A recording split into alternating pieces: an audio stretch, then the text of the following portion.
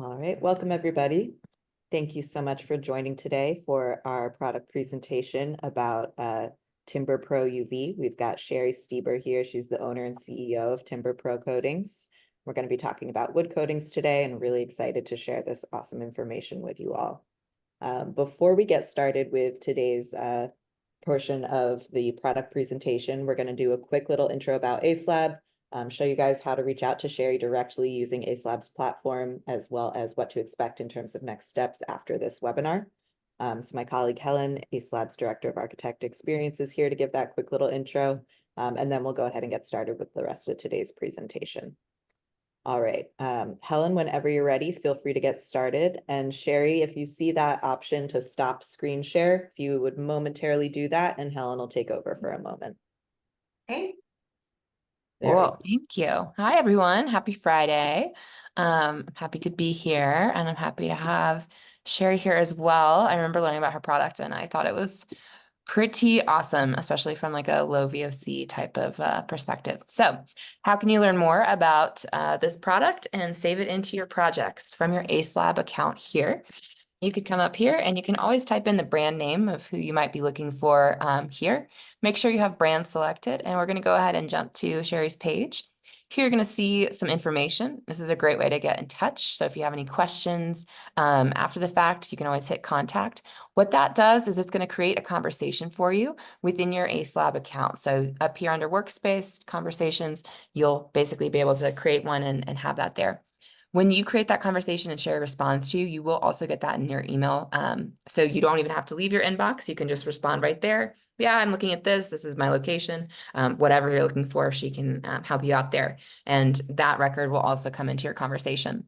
One other note for you is that my colleague Evelyn will also be creating connection for you and a conversation as well, just making sure y'all are supported. We'll also follow up with additional information, resources, things like that. I like to think of it as a very like concierge-y type of follow-up flow that you're getting. Here's a little bit of information about the product, and then here are the products themselves. So we've got a lot of great stuff here.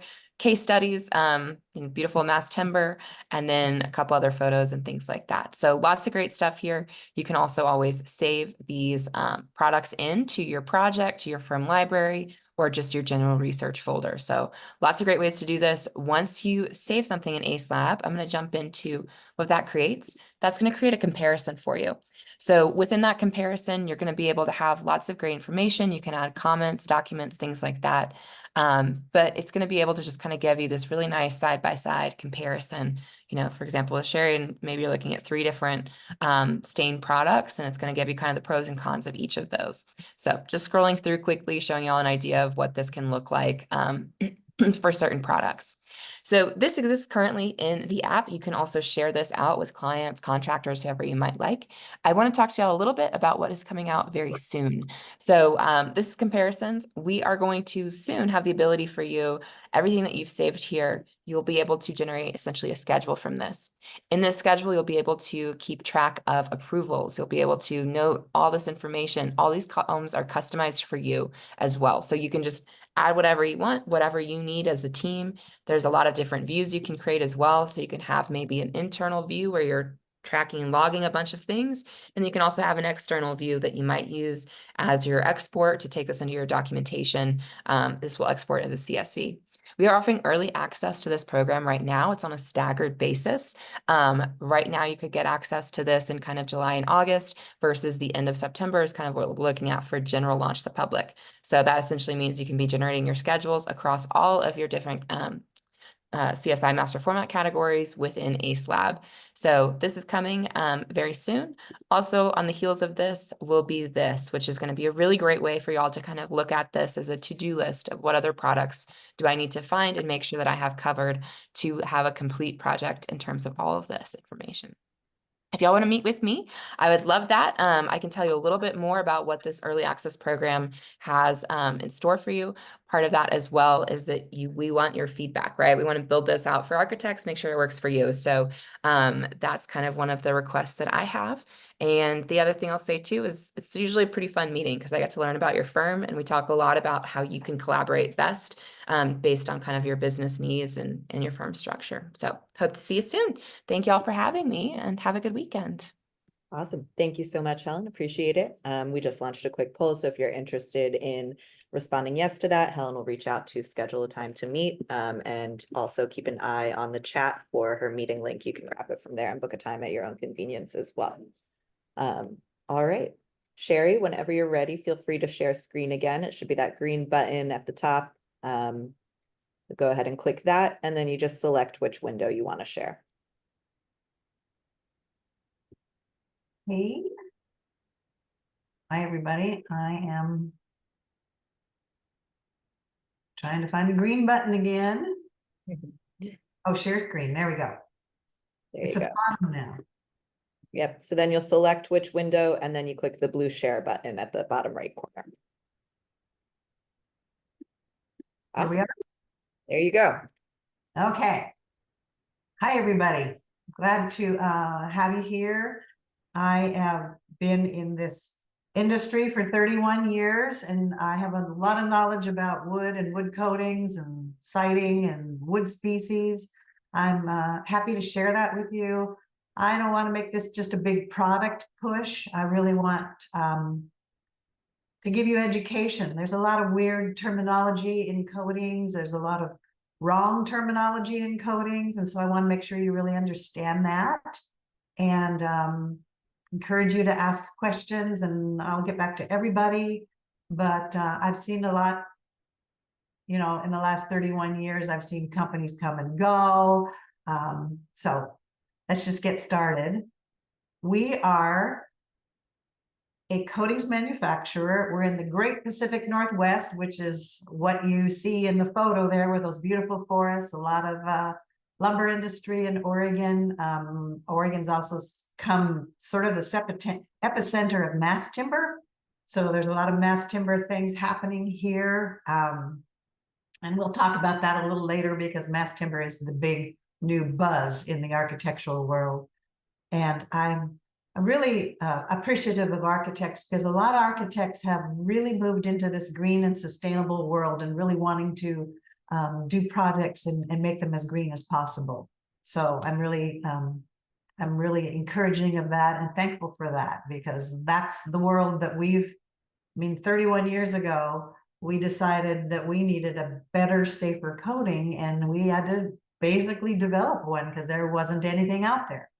So timberpro is really kind of a pioneer in the wood coatings world, because we started producing a waterborne oil-based product long before anybody else even figured it out. So let's just kind of start. I'm going to just kind of start going through these slides and let them sort of guide me here. Oop. There we go. Okay, so there's a world of specialty finishes, and what is a specialty finish? It's kind of like when I compare liquids. Okay, it's kind of like a microbrew versus a Coors beer, if you want to think of it that way, or a fine wine rather than a box wine. Specialty finishes are smaller companies. We make product in smaller batches. We use a little bit higher grade ingredients. We're not trying to put our products in Home Depot. We like to work hand in hand with our customers and provide a lot more education. So, you know, a specialty finish manufacturer is more accessible. And it's like, you know, you can call TimberPro and speak to me. You can't call Coors Beer and speak to the owners. So that's kind of the difference between a specialty finish. A lot of specialty finishes are purchased factory direct. You're not going to find TimberPro in stores. We ship product all over the country, and we even have a store at our factory. So we have a lot of local customers too, contractors, whatever, coming in through the door all day long. So that's kind of what a specialty finish is, a little smaller companies, a little higher grade products. So that's a short explanation to that. We've been committed to sustainability since day one, and we started this business in 1993. We have a kind of a variety of products, siding, wood siding. We have a beautiful urethane that's very low VOC and super durable for interior wood, wood doors, wood sills, wood walls, any kind of wood that you need to be able to wipe and clean easily. We have some amazing concrete sealers. Some of them are permanent and never need to be reapplied again. And then of course we've got your, deck coatings and things like that as well. Here's kind of a little bit of the educational part I wanted to talk to you about. There's a lot of people that call things the wrong thing. There's really three worlds of wood stains. There is your flammable oil-based coatings that have higher VOCs. They're paint thinner cleanup. You can only use them for exterior because the VOCs are always too high to use them on interior woodwork. They would off-gas odor for way too long.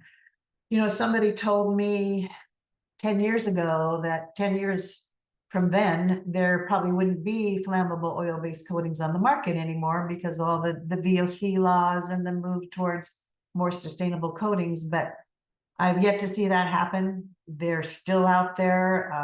I don't think this industry is monitoring that as close as they should, but they're still there. And then there are the water-based coatings. And so if somebody says, I want to use a water-based stain, water-based really basically means latex or acrylic. And there's some good ones there. I'm not saying that any of these products are bad. There's a lot of good coatings out there, but they have different, issues and different things. Like a water-based stain isn't going to penetrate very deep. And so the issue with that is when they wear off, they have a tendency to flake and peel. And then it's hard to recoat over flaking and peeling because a new stain over the top, the old stain's still going to flake underneath it.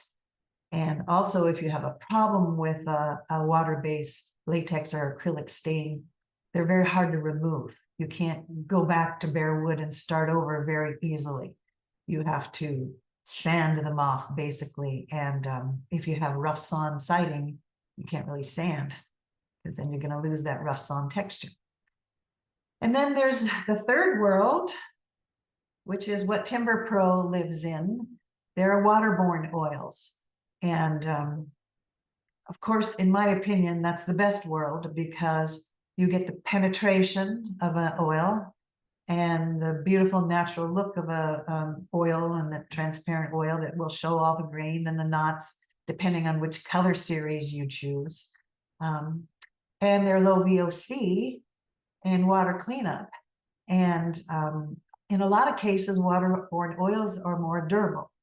And a lot of that depends on what grade oil you use. There are all sorts of different oil resins out there. A lot of the really big companies, the huge mass corporate companies, PPG and Cabot's and all those companies, mostly use a petroleum oil or fossil fuels. timberpro uses really high grade plant oils. We stay away from anything that's petroleum based or fossil fuels. So we're talking like a linseed oil.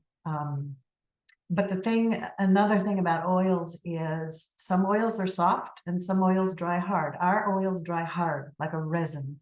So they don't really soften in the sun. They don't bake out of the wood. And that's what gives timberpro its durability, is that really high grade plant oil that dries hard and grabs the wood and doesn't melt in the sun or attract dirt and dust and contaminants. I mean, you can clean wood that's treated with timberpro a lot easier because the dirt doesn't stick like it does a flammable oil-based product. Those oils are a lot softer.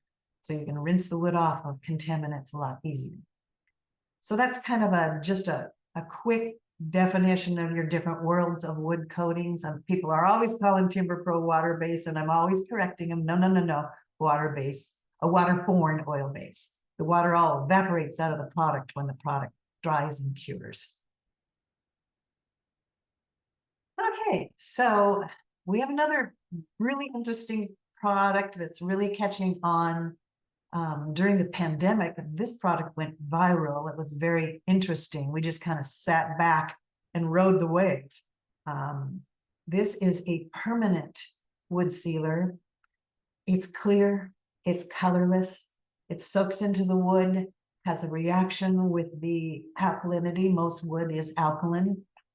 Turns to gel, hardens to glass silicate crystals, which is somewhat like the pores of the wood are saturated with sand. If you can kind of picture sand from the ocean beach. It makes the wood impervious to water. Water can't soak in. And so it started out as a product that people were putting on raised bed garden boxes like crazy because it's non-toxic. There's wet dirt in a garden box. It makes the wood last 3 times longer, 4 times longer than pressure treated wood. And then people started saying, can we put this on our fence? Can we put this on our siding?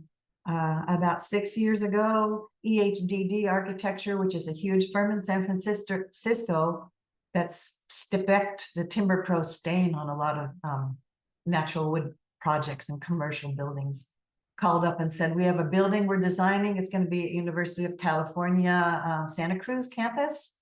We want a zero maintenance coating. They will never maintain it. They will never do anything to it. What do you have? So I told them about internal wood stabilizer. I said, it's gonna turn gray. There's no color in it. We can't put color in it. It's just gonna waterproof the wood permanently. They said, let's try it. So they put 500 gallons on this building right here. Oops, let's go back. This building in this picture, they put 500 gallons on it. They treated all sides of the wood. In this photo, it's been about 3 years after they applied it, and it has almost completely turned gray. Things turn gray faster in coastal communities with salt air environment, but they were pretty thrilled with it. It turned gray just like all their other buildings, and you're never going to have to do anything to it again.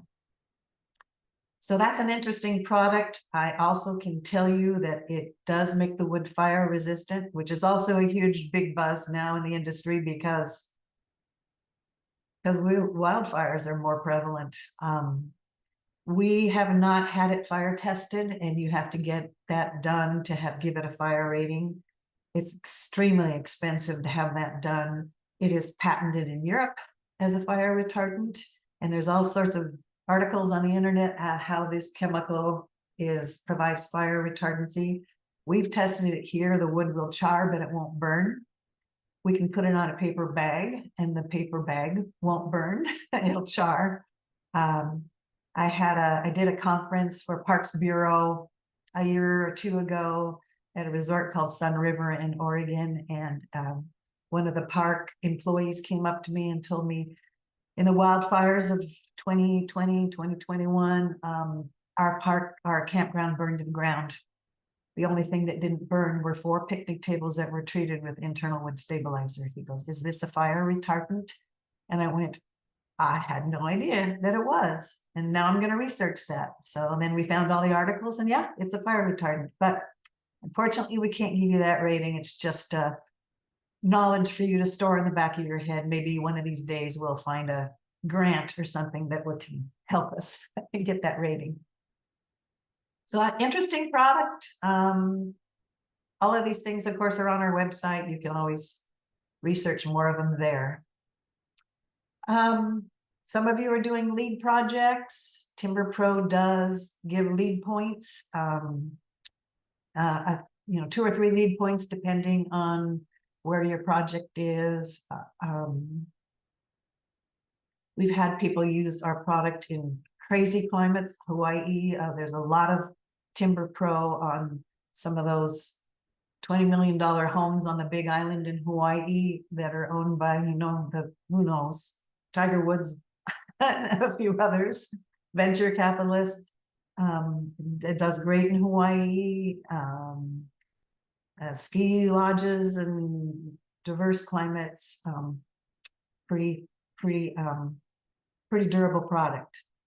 And we have like 72 colors. You'd have to go to the website to see all the colors. We have the super transparent series called microtints, a transparent, regular transparent series, semi-trans, and semi-solid colors.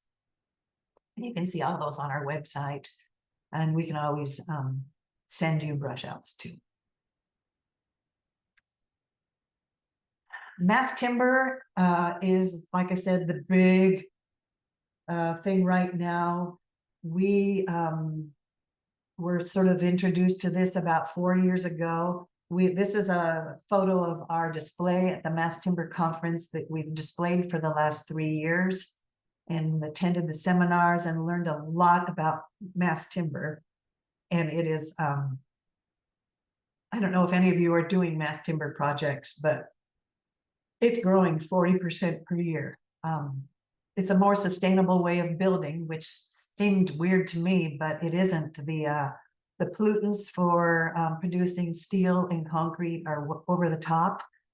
So wood is actually more sustainable. We did an amazing project that really taught us a lot. So I know a lot about mass timbers. I know a lot about coating them, protecting them. When they first started doing mass timber projects, they were just putting up those mass timbers and not coating them with anything, just leaving them bare. Then they started having problems with mildew forming on them, and them getting wet during construction, and tannin bleed coming out, and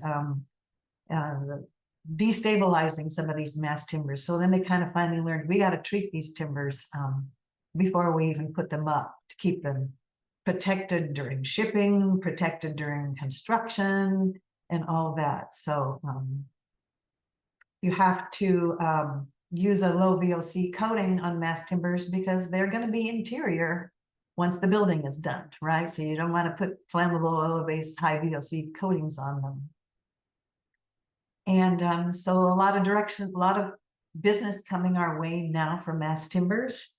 And one of the reasons is and I really encourage you on the Acelab site to look at the case study, because we got this massive project it sort of fell in our laps. It's a pretty interesting story how it all came down, but it started with this this huge project for Portland Airport. And there's been a lot of press about this project. Some of you may have seen it or read about it already. ZGF Architecture did this project. It was the largest mass timber project in the country a couple of years ago. It's nearly completed, but it was literally 2 million square feet of mass timbers. The architect from ZGF came walking into our showroom one day, and he had this little piece of wood in his hand, about 8 by 8 piece of wood with kind of a whitewash stain on it. And he said, "Can timberpro make a color like this?" And I said, "Of course, we can create any color. We can develop a color." So he started talking to me and wanted to know the history of our company. And I told him, we're family owned and been in business for 30 years, and we specialize in, high durability wood coatings. And he said, "Well, I've heard of your product from my colleagues. I've driven around town and looked at some of your projects and how good they look. And do you want to know what the project is?" And I said, "Yeah, sure." And then he told me, and my jaw dropped. And from then, at that point on, we started working together. I developed this color for them. The Port of Portland wanted these glulam's to look unstained. They didn't want them to change color. They wanted them to look like bare, naked, beautiful fur. So and any of you with experience of wood stains, even if you clear coat wood, it deepens and darkens the wood, just like when it's wet, it's darker. So I had to develop a color that wouldn't do that. So anyway, I developed a color. I developed 10 different versions of it. They brought huge pieces of wood to our factory, and we stained it for them. And then they would bring more huge, like 10 by 10 squares of wood, and we put a different color on it. And there came to a point where 20 people went to the airport. They built this ceiling on huge parking lots out near the Portland airport. And it took 3 years to build this mass timber ceiling. And it was, you can see there's, it was exposed to sun in some parts. A lot of it was covered with like a black vinyl covering to keep it waterproof, but it had a lot of exposure. It went through the wildfire smoke that we had, Portland was inundated. You couldn't even see 100 feet ahead of you. That was so smoky. It went through freezing rainstorms, snowstorms, torrential rain, all the pollutants from the jet fuel exhaust, the heavy car traffic exhaust, and the 2 coats of our product kept this ceiling beautiful the whole time. ZGF was super thrilled with it. They spec our product on every mass timber project they do now, and wood siding. So I encourage you to go to read the case study. It was a pretty fun project. It was a lot of people involved. This picture here shows the 20 people that came out to the airport to choose the final color. You can see all those panels of the different versions. Here's one of the pieces that we stained for them at our factory. This picture here shows the crew that went in and stained these glue limbs. They were 80 feet long, 12 feet high. They sprayed them at the factory where they made the glue limbs. And then a painting crew came in and sprayed them, and here they're patting it smooth. And anyway, fascinating story. It was 8 months to develop everything and get ready for them to start ordering the product. And we sold probably 8,000 gallons over a period of 3 years for this project. So a lot of fun. The Port of Portland owns the Portland Airport. They wanted all sustainable products. They wanted to support the local economy as best they could. So they wanted to use products from Oregon. So that helped us get this project. All the lumber was sourced from the Oregon, the native tribes. So a lot of this lumber came from the Native American foresters, which I thought was really, really cool. And the products that they couldn't source in Oregon, they wanted to at least source US made. So very cool project. That's me standing there looking at all. That's the head lead architect. There was an entire team of architects and engineers just for the ceiling of this project. And the funny thing is, the man who picked the final color was the head of the Port of Portland. It was like nobody else had any choice. It was, I want that one. So that was kind of funny. Okay, moving on. So mass timbers, I encourage you to contact us because I have a lot of experience and knowledge now about mass timbers, whether it's multi-panel plywood, glue lamps, CLT. Okay, so talking a little bit about design, I try to advise and consult architects when they're still in project design about exposure and what's going to happen to wood that has very little overhang, for example.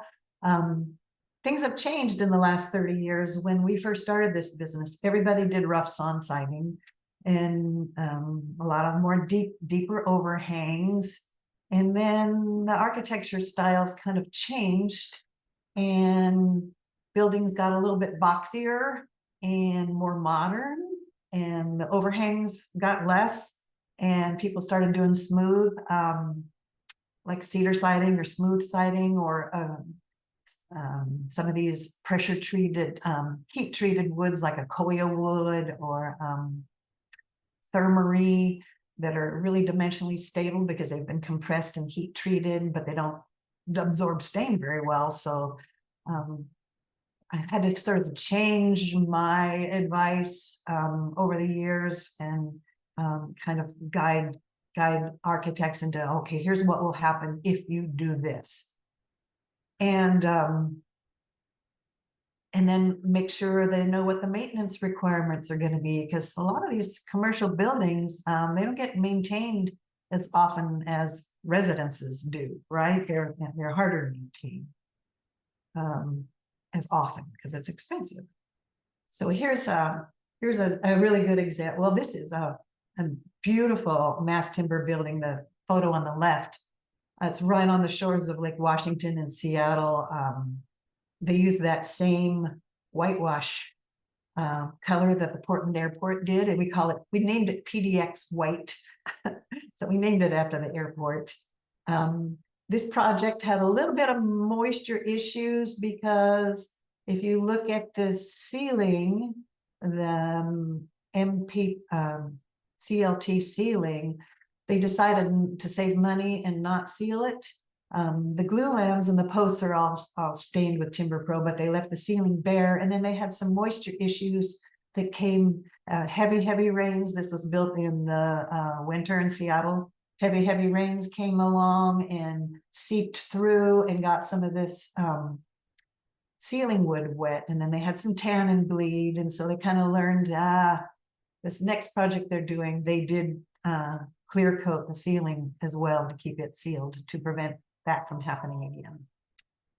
This building over here on the right is, this is just one of 4 huge buildings that takes up like 6 city blocks. This was a Holst architecture project, a really good firm in Portland. Notice no overhang. So, and this is a super busy street in Portland. So a lot of pollution, car, just stuff, brushing up. They did rough sawn siding on this building, which was a smart choice because rough sawn absorbs a lot more coating, so the coatings last a lot longer on rough sawn. They chose a semi-transparent color, which has more pigment, so better sunscreen. Still looked really natural. You could still tell it was natural cedar and see the knots and the wood texture really well. But with no overhang, they were probably recoating this. I think they had to recoat it, clean it and recoat it about year 6. This side right here is the southwest exposure, and the southwest exposures get the oncoming worst of the weather pretty much nationwide. So I'm always saying, if you can put more glass on your southwest exposure, or maybe deepen the overhang on your southwest exposure, or whatever.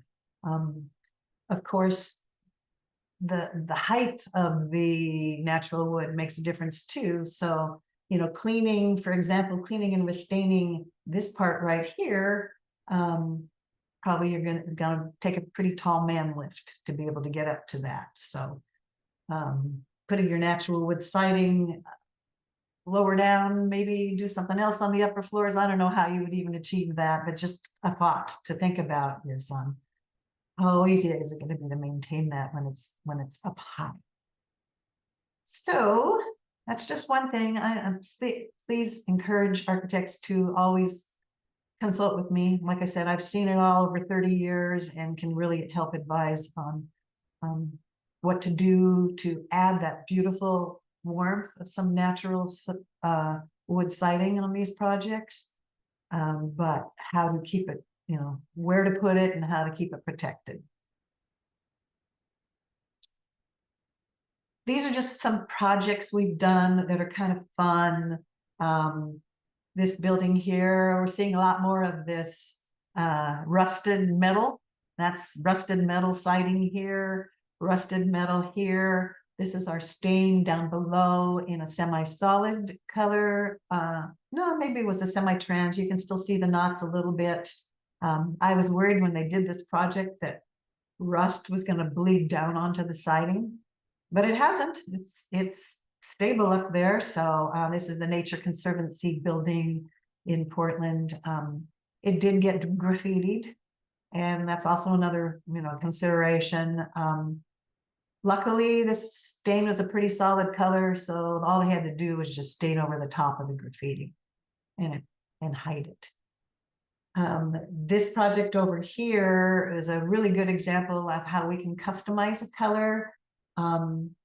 This is a big brewery. It's this building is oceanfront on the Siletz Bay, and it's probably 20 feet off the sand.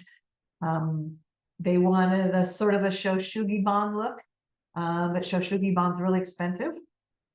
So they did cedar, and then we customized our color called ebony and had it made a little bit more transparent. They wanted it to be a little more transparent, let the cedar shine through a little bit. So we took 25% of the pigment out and did a bunch of brush outs, and then up in the overhangs is one of our beautiful transparent colors. So they have that beautiful warmth against the cool transparent black. And yeah, this is an amazing project. And like I said, basically on the sand. I went and paid a visit to this restaurant and met with their maintenance guy and told him how to keep this building protected. They had left the huge cedar deck that wraps the building on the bay side, and it was all fuzzy. And I said, how did you clean this? And he said, we used like 30-second miracle. And I said, well, that's bleach, and bleach breaks down wood and makes it pulpy, and that's why it's fuzzy. And I said, I would highly recommend you coat it with internal wood stabilizer. That's that permanent waterproofer I was talking about earlier. You'll never have to stain it again. Staining a deck on oceanfront property is going to be a maintenance nightmare. And don't ever use 30-second miracle or bleach to clean this deck again, because it's going right into the bay and it's killing the salmon and the crabs and everything else. So unfortunately, I never heard back from them. They did not use our internal wood stabilizer on their deck. So they stained it with something, I don't know what. But, you know, you can give the best advice you can and hope it gets listened to. So I kind of gave up on that part of it with their deck. Let's see. So going on, these are just more, now these are real mass timbers on this house. This is an amazing house in Colorado, multi-million-dollar home with huge solid mass timbers on the inside. It's been in a lot of magazines, a lot of wood, and our product is 34 grams per liter of VOC, so it's basically odorless. So you definitely can use on interior woodwork as well. This picture on the right is just an amazing home over in Central Oregon in the ski country, owned by the dean of Harvard Medical School and her husband. It's just a vacation home for them. We used one of our microtint colors on the cedar siding, which is the real super transparent natural look. Custom color development, brush out and samples, tech support, training for applicators. That doesn't really apply to architects, but we try to really educate painters and stainers and make sure they know what they're doing, depending on wherever the project is going. Work with a lot of the bigger firms, you know, like I said, ZGF, they were the airport architects. Lever, Swinnerton Construction is opened up a new division of their company called TimberLab, and TimberLab is a mass timber fabricator set up here in Portland. They're going to be building a 300,000 square foot facility to start actually making mass timbers. So Swinnerton and TimberLab's growing at a huge rapid pace. When I first met with them 4 years ago, they had like 15 employees. Now they have over 100 employees. A lot of their project managers are architects. I asked them, I said, where are you getting all these super smart women that are running these massive mass timber projects for you? And they told me most of them are architects. They graduated from architecture school. So I thought that was pretty cool. All you smart gals out there too. I know you men are smart too. I'm not just saying women are smart. We know that. I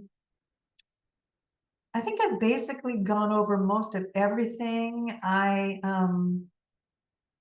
just kind of wanted to encourage you to realize that there are specialty finishes out there that are something you want to take a look at rather than just the big name brands, we will send you brush outs on wood.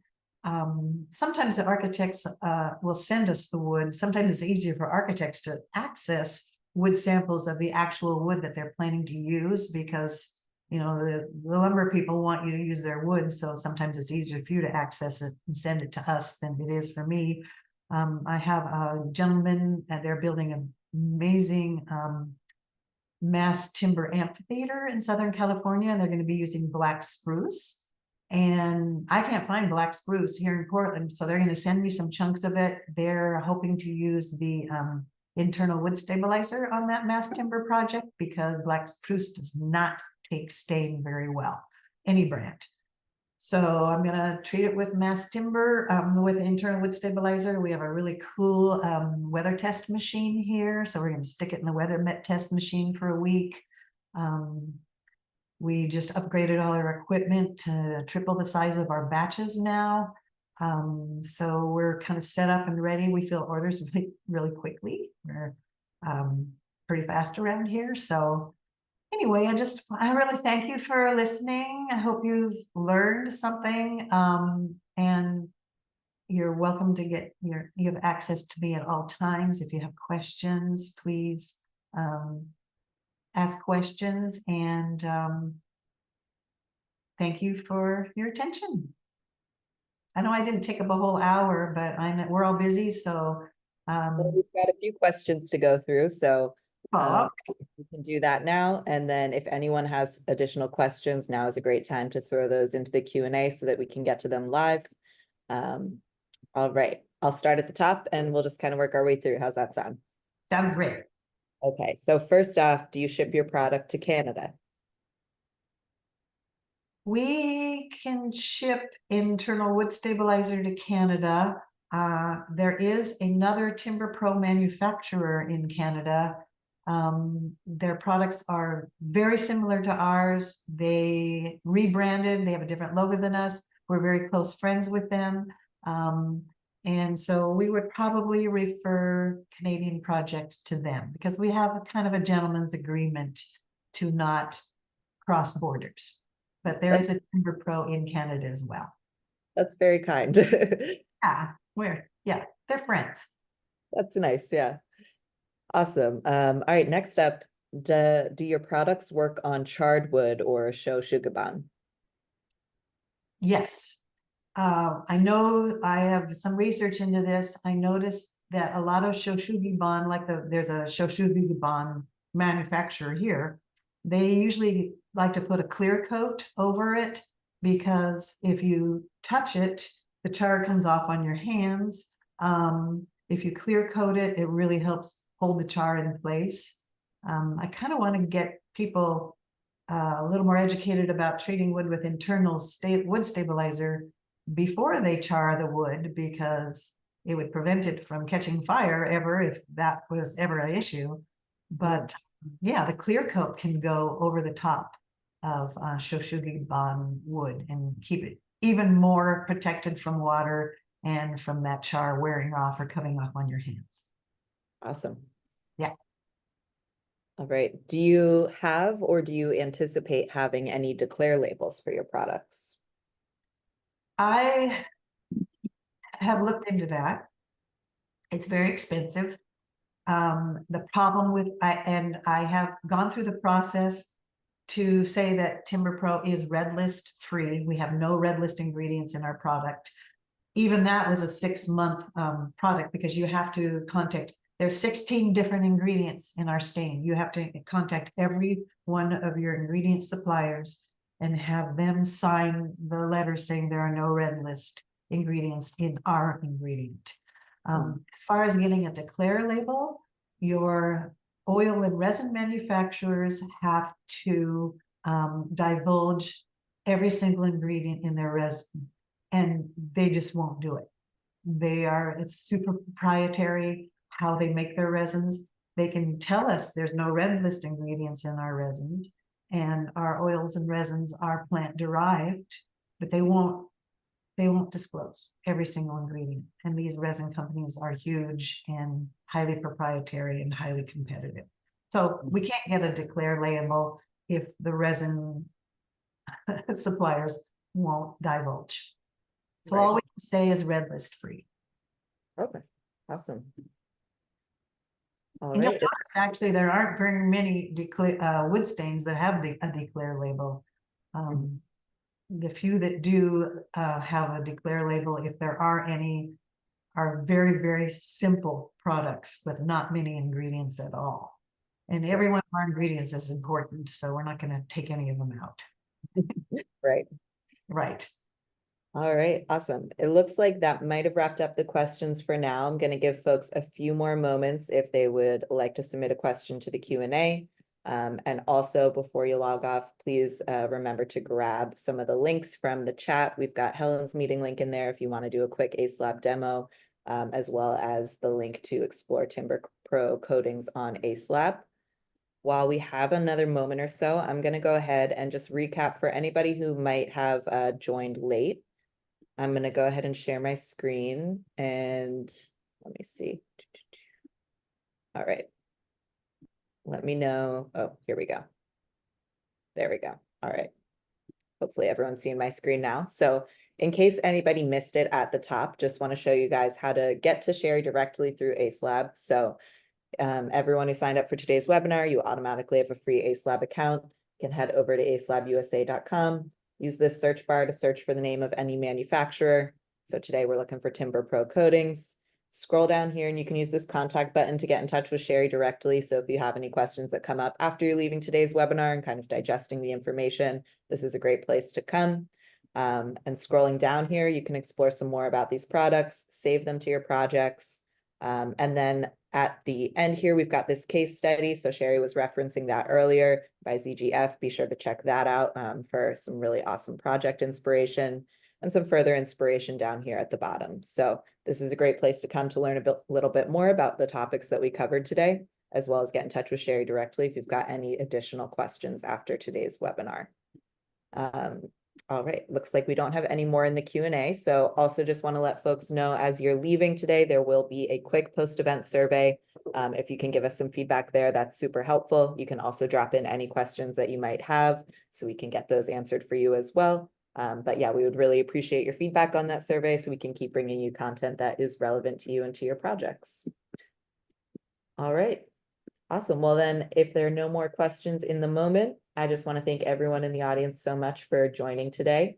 Appreciate you coming out on a Friday, and I hope everyone has a great weekend. Thank you so much, Shari, for a really awesome educational presentation. I appreciate your time. Thank you. Thank you, Acelab. Great. Talk to you later. Bye.